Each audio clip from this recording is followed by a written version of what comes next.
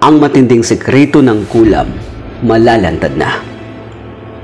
Kulam, ito ang huling alas ng mga taong inapi, sinaktan at binusabos. Ang kulam ay napapaloob sa black magic ritual sapagkat ito ay nagdudulot ng kasamaan sa isang tao.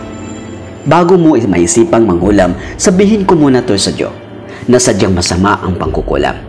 Para higit nating maunawaan kung bakit masama ang pangungulam, hayaan mong ipaliwanag ko ang batas ng ikatlo o ang tinatawag nilang threefold law. Ang universal law na ito ay nagsasabing anumang masamang mahika ang ipukol mo sa iyong kapwa ay makatlong bisis na babalik sa iyo. Ang batas na ito ay ginagabayan ng dakilang cosmic force. Ang kulam ay isang uri ng salamangkang itim o mahika negra na nagpapahirap at nagbibigay ng karamdaman sa isang tao. Sa makatwid, anumang mahika na may layuning makapagdulot ng ligalig, sakit at kaguluhan sa isang tao ay maituturing masama.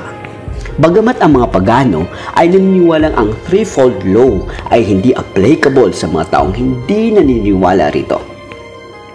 Kung babasahin ang kasaysayan ng black magic, maraming mangkukulam ang walang habas na nagpapraktis ng mga mapaminsalang mahika na siyang nagpapahirap sa kanilang mga biktima. Ang mga mangkukulam ay hindi naniniwala sa threefold law at para sa kanila, sila ay nakakatulong sa mga naapi. Itinuturing nila ang kanilang mga sarili bilang tagapagpataw ng batas. Kahit sino ay may kakayahang gumawa ng pangungulam. Opo, lahat po tayo pwede. Isa lang ang pinakamahalagang sangkap upang maganap ang kulam at ito ay ang matinding puot at pagkasuklam mo sa isang tao na nais mong kulamin o gantihan. Sa katunayan, hindi mo na kailangang gumamit ng altar, voodoo dolls, karayo, mga kandilang itim at kung ano-ano pang mga props o pangkulamin mo ang isang tao. Kapag ikaw ay nasa sukdulan ng pagkaapi at pagkabusabos, maaari mong sumpain ang taong gumawa sa iyo ng kabuktutan o kasamaan. Lalo na kung ang luha mo ay hinugot mo mula sa puso at kaluluwa. Ikaw ay maririnig.